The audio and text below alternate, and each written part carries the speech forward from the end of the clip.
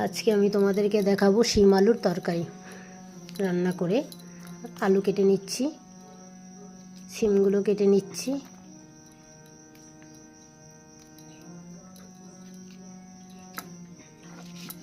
এবার কাটা হয়ে গেছে, মশলা করে নিচ্ছি।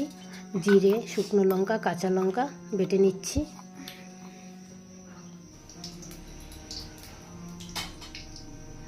এবার চলে গেলাম রান্নাঘরে।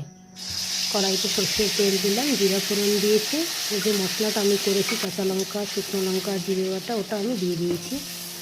হলুদ গুঁড়ো কষিয়ে নিচ্ছি, টমেটো দিয়ে দিয়েছি। মশলাটা কষিয়ে যখন তেল ছেড়ে দিয়েছি, আলুগুলো দিয়ে দিলাম। আলুগুলো একটু কষিয়ে নিচ্ছি। এবার আমি স্বাদ মতো নুনটাও দিয়ে দিয়েছি। এবার শিমগুলো দিয়ে আরও কিছুক্ষণ কষিয়ে নেব।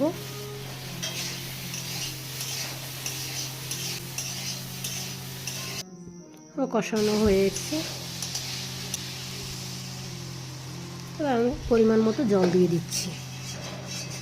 আবার যখন হয়ে এসছে তরকারিটা, আমি তখন শুধু ভাজা জিরার গুঁড়ো দিয়েছি, অন্য কিছু না। কেন অন্য কিছুর দরকার নেই, এই তরকারিতে বেশি মশলার প্রয়োজন নেই। তরকারি রেডি। তোমাদের ভালো